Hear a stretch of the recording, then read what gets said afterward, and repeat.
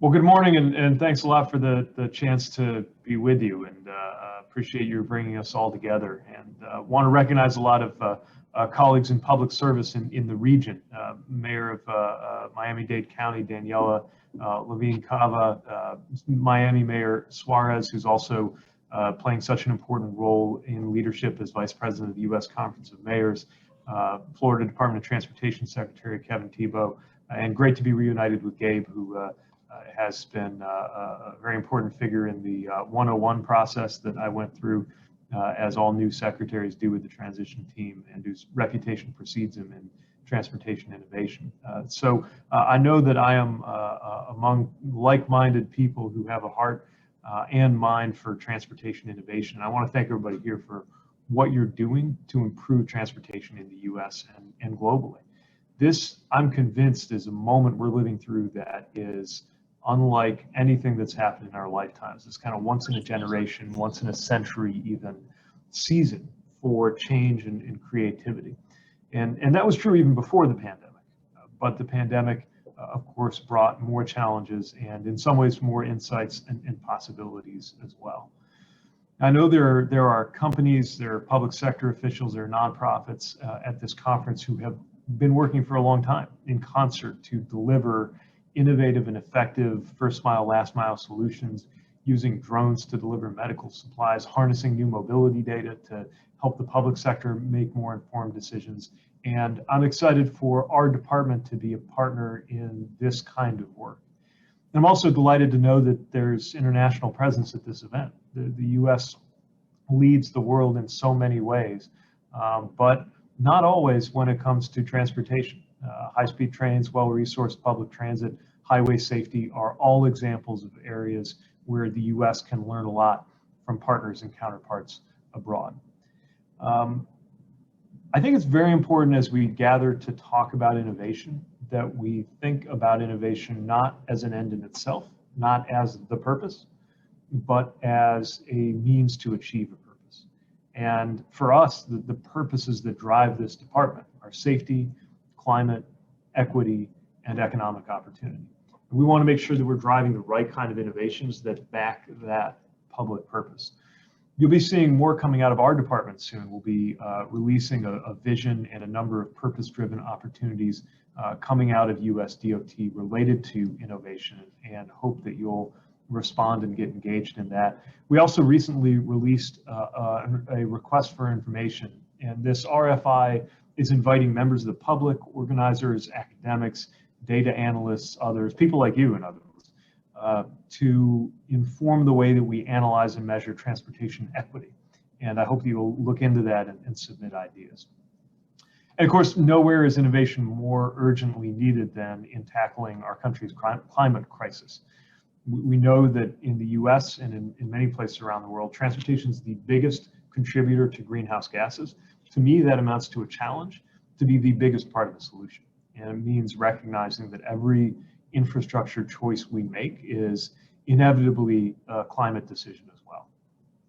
Now, for us, a big part of how we think we can get that done is in the President's American Jobs Plan, which we view as a generational opportunity to meet the moment and make sure that we win the future.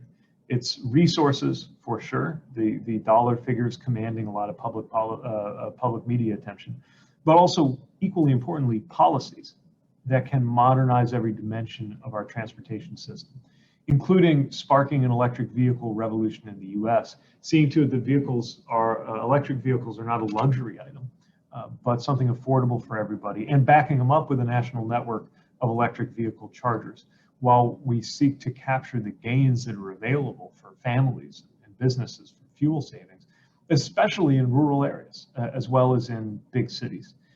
And of course, we need to accelerate our transition towards zero emission transit vehicles, which are a big part of the puzzle. Of course, our zero emission vehicles ultimately are only as clean as the energy that goes into them. So we're also working to transition to a clean energy future, and the American Jobs Plan would do more for that than any law to date. Part of it's making sure that vehicles are more efficient, but part of it's giving people more alternatives to get around without a car. I've often said you shouldn't have to drag 2 tons of metal with you everywhere you go in order to go through life. And it's part of why our vision doubles funding for transit and invests to improve road design to make it easier and safer and more efficient for people who are walking or biking or using a wheelchair.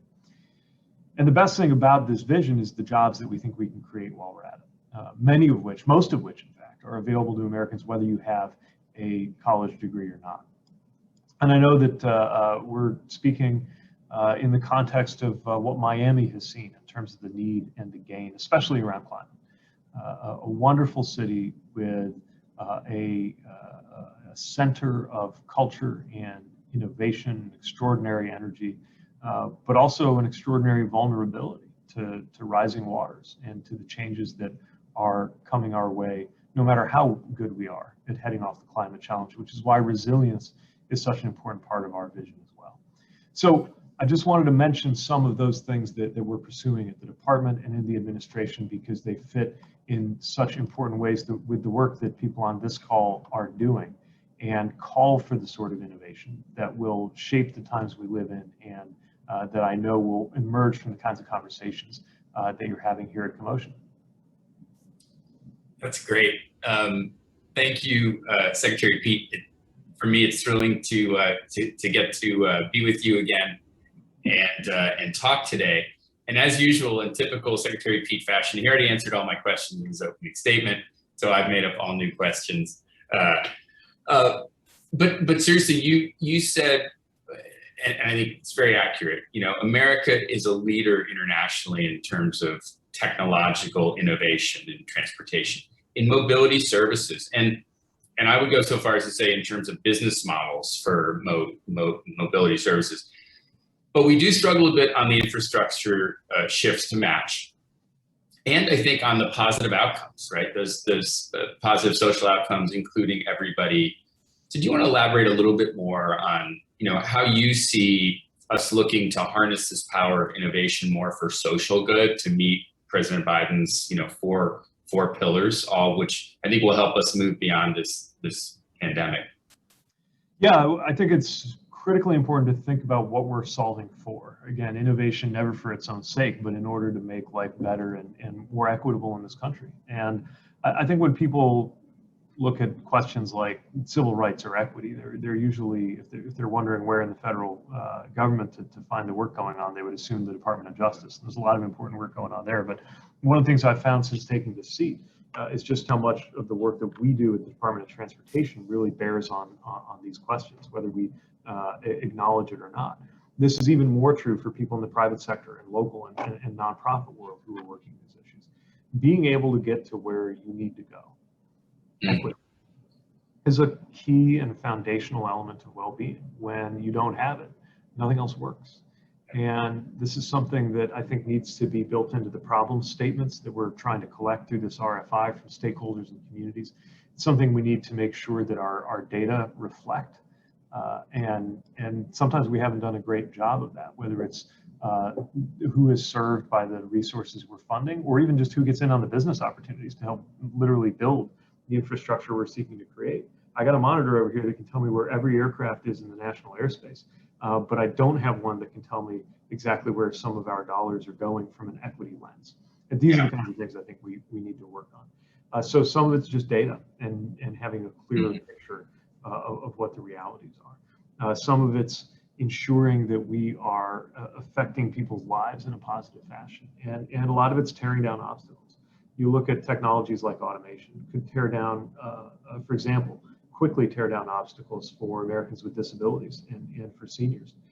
And at the same time can also exacerbate those inequities if we're not smart about how we deploy them. So these are exactly the things I know that so many in our audience today work on. And US DOT, we're not going to cook up all the solutions here in this building, but we want to be an ally and a resource for those who do. That's great, thank you. And you know, speaking of the pandemic and equity and sort of foundational technologies, the transit system is a foundational technology that actually powers a lot of other business models, particularly first and last mile. And you know, counties and cities like Miami are working to overcome the negative impact of the pandemic on their transit systems, when a lot of lower income people in particular have relied on them throughout the pandemic. So Like in Miami-Dade, they have this $4 billion SMART plan. They're actually doubling down in a place that's pretty car-centric to build out a more complete system. So like, what words of wisdom do you have for city leaders that are trying to take the long view and building public support for the investments in these foundational shared mobility systems? Well, I think it's important to maintain the courage of your convictions on this, but do it with a lot of listening. I mean, this story is repeated in many communities, and it reminds me of our own Complete Streets work when I was mayor of South Bend. We did dozens of engagements and genuinely reshaped our plan based on the community input that we got, so it was better than it would have been if we had tried to jam it through. But just as importantly, we continued to insist on why the future didn't have to look exactly like the past. And when it comes to the opportunities that transit's going to unlock, leaders need to make it clear that that benefits everybody, even somebody who right now doesn't think transit is for them. Even somebody who will never use that transit asset, but might operate a small business close to one of those routes. And I think it's important that we show an understanding of how that's integrated with everything else. And again, I know local leaders are ahead of the curve. If the org chart of the executive branch puts housing and transportation in two different departments, but I'm speaking to my counterparts at HUD, for example, all the time, knowing that mayors and community advocates don't think about transportation one month and then housing the next month, but understand from the perspective of affordability as well as livability and opportunity that all these things are connected, that in the family budget, housing and transportation sit right next to each other and often depend on each other. And so these are the kinds of things I think we need to make sure we're paying close attention to. And leaders should not just focus on replicating the status quo, but getting us to where we need to be. Now, federally, we've done everything we can to support transit because we've seen the blows that they've taken to revenue because of the pandemic. That's part of why the American Rescue Plan was so important, saving routes, saving jobs. But now we got to look ahead. And again, one of the things that makes me so excited about the president's vision is that the jobs plan has resources to help back up those local leaders who are doing the work. And you know, during the transition, like speaking of foundational technologies, I'm thinking about electrification of the entire system. And during the transition, I was amazed at how much you already understood about the details of transportation policy, funding, and the potential of like big investments in the right infrastructure with a systems level approach to it. So, you know, this is very much a once in a lifetime opportunity, as you said, to make a shift to a new economy and transportation system. Electrification is really complex. Like these can be 5 to 10 year processes. There's planning and pre-development.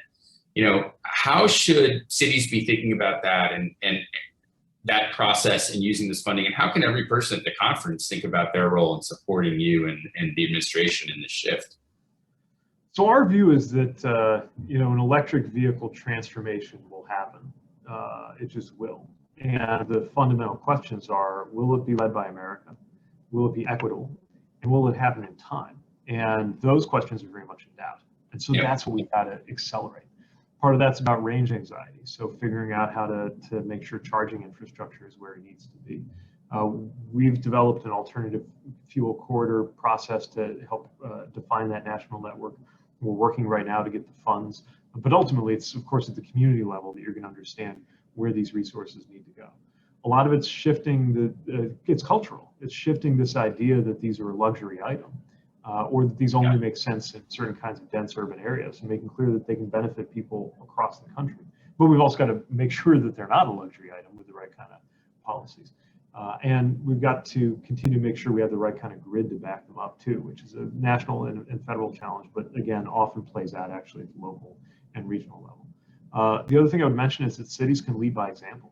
You know, creating an electrification-friendly neighborhood or community or corridor, making sure that fleets, even just city fleets, are moving in the right direction, can go a long way toward establishing that this is not some futuristic pie-in-the-sky thing. This is technology that exists today, and so much depends on even a few years worth of acceleration in how quickly it's adopted. Thank you for that.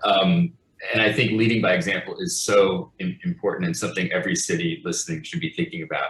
Last quick questions. I know you have to run. You've been spotted around our mutual city of Washington, D.C., riding your bike, which is great.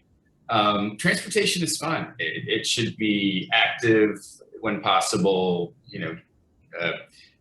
There's health impact.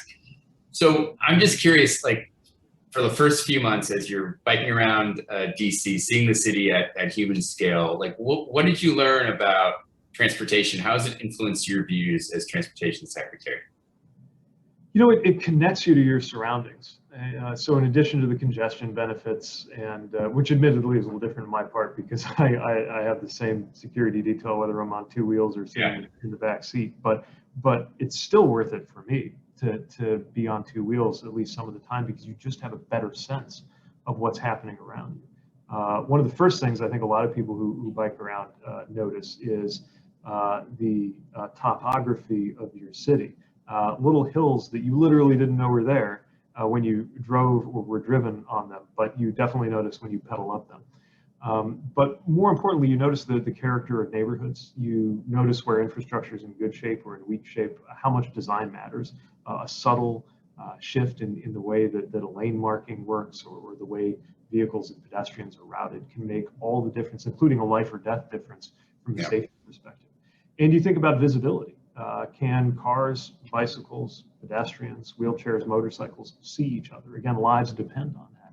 And you just view it differently when you're out and about in that way. So I think active transportation has enormous potential for public health, for congestion, for climate, and just for community energy, for people to be more connected to the spaces in between where you work, where you live, where you were, and where you're headed.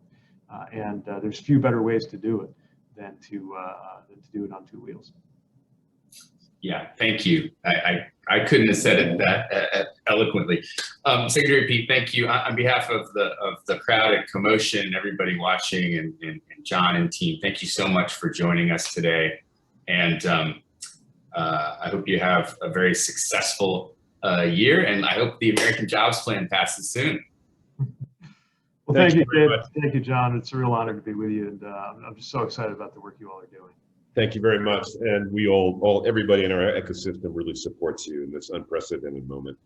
We want you to succeed. It's for the good of our country. Thank you very much. Thank you. Take care. Thank you. Bye-bye.